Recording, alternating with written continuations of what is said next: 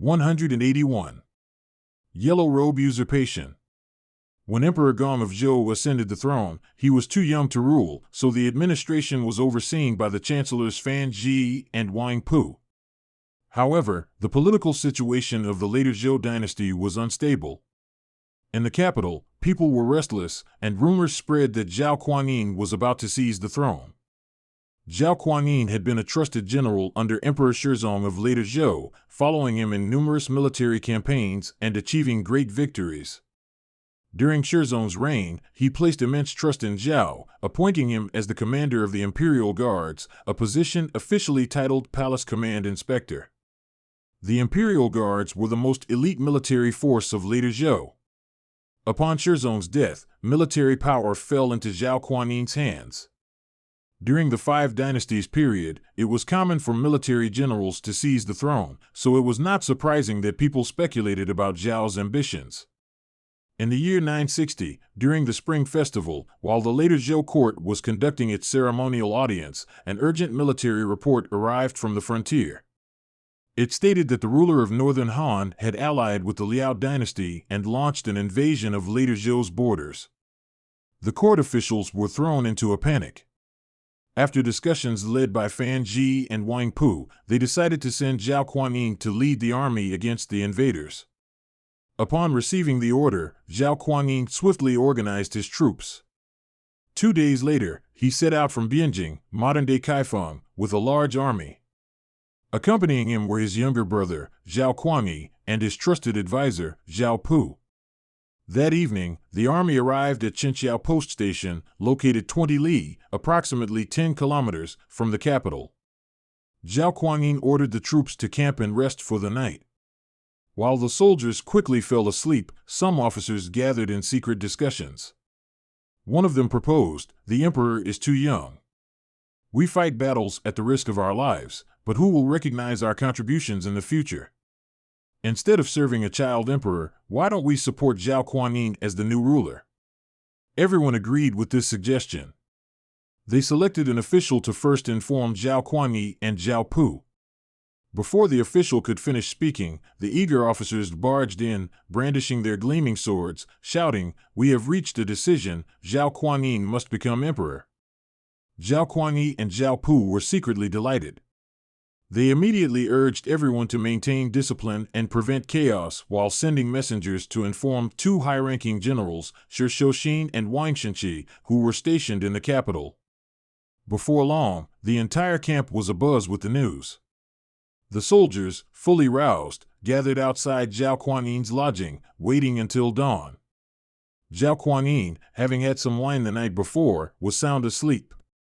Upon waking, he heard the commotion outside. Suddenly, someone burst into his room and loudly proclaimed, "Please, Commander, take the throne." Zhao Kuang hurriedly got up, but before he could react, several men forcefully draped a pre-prepared imperial yellow robe over his shoulders. The assembled troops knelt and bowed before him, shouting, "Long live the emperor!" They then pushed and pulled him onto a horse and urged him to return to the capital. As he rode, Zhao Kuang finally spoke, "Since you have proclaimed me emperor, will you obey my commands?" The soldiers replied in unison, "We shall obey His Majesty's orders." Zhao Kuang then issued his first decree. Upon entering the capital, the soldiers must protect the Zhou Empress Dowager and the young emperor, refrain from harming court officials, and not plunder the imperial treasury. Those who obeyed would be rewarded, while those who disobeyed would face severe punishment. Being the commander of the Imperial Guards, and now supported by the army, Zhao Kuang's authority was absolute. The troops marched in an orderly fashion toward the capital, maintaining discipline and committing no acts of looting along the way. Upon reaching Bianjing, Shi Shouxin and Wang Shenqi acted as internal allies. With minimal effort, the capital was seized. The generals summoned the chancellors Fan Zhi and Wang Pu. When Zhao Kuang met them, he feigned reluctance, saying, "Emperor Shizong was deeply kind to me, yet now the soldiers have forced me into this situation. What should I do?" Fan Zhi and Wang Pu were at a loss for words. One of the generals, in a firm and commanding tone, declared, "We have no rightful ruler. Today, the army insists that Zhao Kuang become emperor. Terrified, Fan Ji and Wang Pu immediately knelt in submission. Soon after, Emperor Gong of Zhou abdicated. Zhao Kuang ascended the throne, establishing the Song dynasty, with its capital in Dongjing, modern-day Kaifeng, Hunan. This marked the beginning of the Northern Song dynasty, and Zhao Kuang became known as Emperor Taizu of Song. With this, the chaotic Five Dynasties period, which had lasted over 50 years, officially came to an end. The Empress Dowager's concern. Upon his ascension, Zhao Kuang's mother naturally became the Empress Dowager. While the court officials congratulated her, she furrowed her brow and appeared deeply worried. After the court session, her attendants asked, "Your Majesty, why do you not seem joyful about the emperor's ascension?" She sighed, "I have heard that ruling as emperor is no easy task. Only if one governs the country well does the throne hold true prestige. If misgoverned, chaos will ensue, and even if one wishes to return to being a commoner, it will be impossible." Her concerns were not unfounded. Although Emperor Taizu had secured the throne, China was not yet unified. Various warlords still controlled different regions, and even in the Central Plains, where later Zhou had ruled, some military governors were dissatisfied with his rule. Thus, while Zhao Kuang had seized power, his real challenge, consolidating and ruling the empire, had only just begun. 182. The Cup of Wang releases military power. Less than 6 months after Emperor Taizu of Song ascended the throne, 2 military governors rebelled against the newly established Song dynasty. Emperor Taizu personally led a campaign to suppress the rebellion, but it took significant effort before he managed to pacify them. This event left him deeply unsettled. One day, he had a private conversation with his trusted advisor, Zhao Pu, and asked, "Since the late Tang dynasty, 5 different dynasties have risen and fallen, and endless wars have taken countless lives. What is the root cause of this chaos?"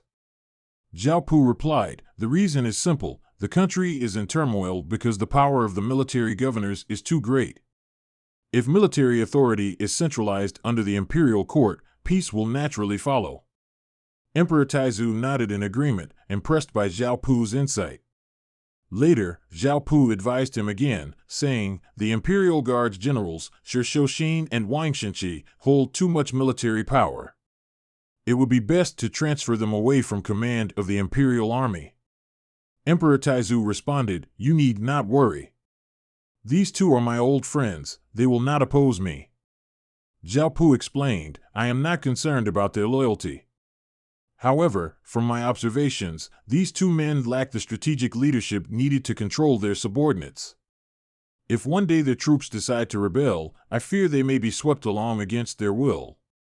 Hearing this, Emperor Taizu tapped his forehead and said, "You're right. I hadn't considered that." A few days later, Emperor Taizu hosted a grand banquet in the palace, inviting Shi Shouxin, Wang Shenqi, and several other senior generals for a drink. After several rounds of wine, Emperor Taizu ordered the palace attendants to withdraw.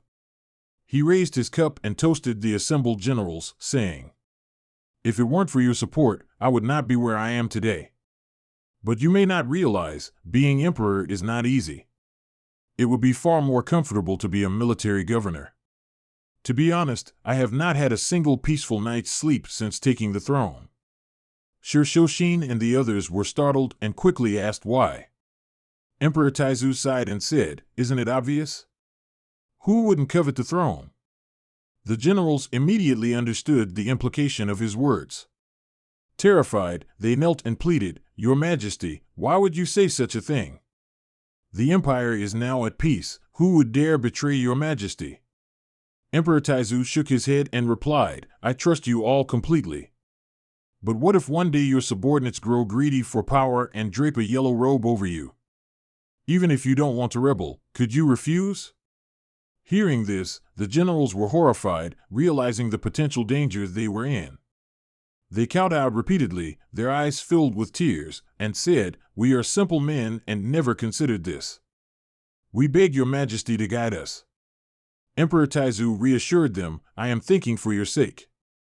It would be best if you surrendered your military authority and retired as honorary officials in the provinces. You can buy land and homes, secure wealth for your descendants, and enjoy a peaceful retirement. Meanwhile, we can become in-laws, forming family ties and eliminating any distrust between us. Wouldn't that be better? The generals, seeing that Emperor Taizu had already planned everything out for them, replied in unison, "Your Majesty has thought of everything for us." After the banquet, everyone returned home. The next morning, at court, each of the generals submitted petitions stating that they were aging and unwell, requesting retirement. Emperor Taizu immediately approved their requests, revoked their military commands, and generously rewarded them with wealth before assigning them to peaceful provincial posts. This event became known in history as the Cup of Wine releases military power, with meaning to remove or to release. Further removal of military power. Sometime later, another group of military governors arrived in the capital to pay their respects to the emperor. Emperor Taizu held a banquet in the imperial garden to entertain them. During the feast, he remarked, "You are all esteemed ministers of the state. Managing the affairs of your military regions is already difficult enough. I feel guilty for burdening you with such demanding tasks." A perceptive governor immediately responded, "I have achieved little merit, and it is inappropriate for me to remain in this position. I humbly request your Majesty's permission to retire and return home." However, another less astute governor began boasting about his past achievements, recounting in detail the many battles he had won. Emperor Taizu frowned and impatiently interrupted him, saying, "These are old matters, why keep bringing them up?" The next day, Emperor Taizu stripped these military governors of their commands, establishing a stable government. After reclaiming military power from regional warlords, Emperor Taizu implemented a new military system. He selected the best troops from local armies and incorporated them into the imperial guards, directly under the emperor's command. Additionally, local government officials were no longer appointed by regional military governors but by the central court. Through these reforms, the newly established Northern Song dynasty gradually stabilized and secured its rule. 183. The fall of the last ruler of southern Tang. After stabilizing internal affairs, Emperor Taizu of Song was filled with ambition and prepared to launch military campaigns to unify the country. At that time, remnants of the 10 kingdoms from the 5 dynasties period remained: Northern Han in the north, and Southern Tang, Wu Yue, later Shu, Southern Han, and Jingnan in the south. The question was, where should the conquest begin? Should he first attack Northern Han or the southern states? Emperor Taizu pondered this for days but could not decide. One stormy winter night, as wind and snow howled outside, Zhao sat at home warming himself by the fire. Suddenly, he heard urgent knocking at the door. He was puzzled. Who would visit on such a freezing night? When he opened the door, he was astonished to see Emperor Taizu himself, wrapped in a cloak, standing in the snow. Zhao hurriedly invited him inside, stoked the fire, and placed some meat over the flames. He also called his wife to bring out wine to entertain the emperor. Zhao asked, "Your Majesty, the snow is so heavy, why have you come here?" Emperor Taizu replied, "I've been thinking about something and couldn't sleep, so I came to discuss it with you." After some thought, Zhao advised, "If we attack Northern Han first, the Liao dynasty will become a threat. It would be wiser to pacify the south first and then turn our attention northward. Northern Han is nothing more than a speck on the map. It won't be able to escape even if we delay." Emperor Taizu smiled and said, "We have the same idea." Having settled on a south first, north later strategy, Emperor Taizu and Zhao embarked on their campaign. Over the next 10 years, they successively conquered Jingnan, later Shu, and southern Han. By then, only southern Tang and Wu Yue remained in the south. Southern Tang, a prosperous but weak kingdom. Southern Tang was the largest of the 10 kingdoms, boasting fertile land and an economy untouched by the war-ravaged Central Plains. As a result, it was wealthy and prosperous. However, its rulers were politically incompetent, leading to a gradual decline in national strength. The final ruler, Li Yu, historically known as the last ruler of southern Tang, was a renowned poet and artist. He excelled in poetry, music, calligraphy, and painting, but he lacked any political acumen. After the founding of the Song dynasty, he paid annual tribute of gold and silver to the Song court in hopes of preserving his rule. However, when he saw that Song forces had successively wiped out 3 neighboring kingdoms, he panicked. In a desperate move, he sent an envoy to Emperor Taizu, proposing to abolish the title of Southern Tang and rename himself ruler of Jiangnan, hoping this small concession would satisfy the Song emperor. But such a minor compromise could never deter Emperor Taizu's determination to unify China. The Song invasion of Southern Tang. In September 974, Emperor Taizu ordered General Zhao Bin and General Pan Mei to lead 100,000 troops in a 2-pronged attack against Southern Tang. Zhao Bin's forces sailed down the Yangtze River from Jingnan, quickly capturing Qizhou, modern-day Qizhou, Anhui, and advancing to Kaisher, near modern Mianshan, Anhui. Pan Mei's infantry, advancing from the north, was halted by the vast expanse of the Yangtze River, preventing further movement. A strategist suggested, if we build a floating bridge using bamboo rafts and large boats, the infantry can cross the river smoothly. Pan Mei immediately implemented the plan. Li Yu's foolish laughter. When this news reached Jingling, modern Nanjing, the capital of Southern Tang, the Southern Tang officials were drinking with Li Yu. Li Yu asked his ministers, "What should we do?" One minister dismissively said, "Throughout history, no one has ever crossed a great river using a floating bridge. This plan will surely fail." Upon hearing this, Li Yu burst into laughter, saying, "I told you, they're just playing around like children." 3 days later, Song forces successfully built the floating bridge, and Pan Mei's infantry marched across as if walking on solid ground. Southern Tang's defending generals either fled or surrendered. Within a short time, the 100,000 Song troops had reached the outskirts of Jingling. Li Yu's last efforts. At that time, Li Yu was still inside his palace, chanting scriptures with Buddhist monks and Taoist priests, completely unaware of the approaching enemy. It was only when he went to inspect the city walls that he saw Song army flags fluttering everywhere. Shocked, he rushed back to the palace and sent his minister, Su Xian, to negotiate peace with the Song court. Song Taizu's ruthless response. Upon meeting Emperor Taizu, Su Xian pleaded, "Li Yu serves your majesty with the loyalty of a son to his father. Why do you still seek to destroy him?" Emperor Taizu coldly responded, "Tell me, can a father and son rule separate households?" Su Xian had no reply and returned to report the failed negotiations. 1 month later, as the Song army tightened its siege, Li Yu sent Su Xian to Tokyo, Kaifeng, once more to beg for peace. This time, Emperor Taizu was even more impatient. Gripping his sword, he furiously declared, "Enough! Li Yu has committed no crime, but this land belongs to one nation. How can I allow another man to snore beside my bed?" Seeing there was no chance for peace, Su Xian returned to Jingling. The final battle and surrender. Realizing negotiations had failed, Li Yu hastily gathered 150,000 troops from his northern garrisons to reinforce the city. However, at Wankou, the Song army launched a pincer attack, forcing the southern Tang forces to retreat. In a desperate move, they set fire to the Song troops, but a sudden north wind turned the flames back on themselves, leading to a complete defeat. Zhao Bin sent envoys into the city, advising Li Yu to surrender to prevent further bloodshed. Still, Li Yu hesitated. Seeing no response, Zhao Bin ordered the final assault. The next day, Jingling fell. Zhao Bin led the Song army into the city with strict discipline, forbidding looting or destruction. Inside the palace, Li Yu piled firewood, intending to burn himself alive, but in the end, he lacked the courage. Instead, he led his ministers to the city gate and surrendered. Li Yu's tragic end. Li Yu was taken to Kaifeng, where Emperor Taizu treated him with relative courtesy. However, the fall from being a carefree ruler to a captive king left him heartbroken. He spent his remaining days in sorrow, weeping daily.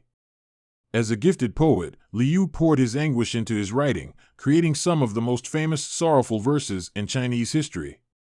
One of his most famous lines from this period: "How much sorrow can a person bear? Like a river of spring water, endlessly flowing east." This poem became a lasting testament to the fall of southern Tang and the tragic fate of its last ruler.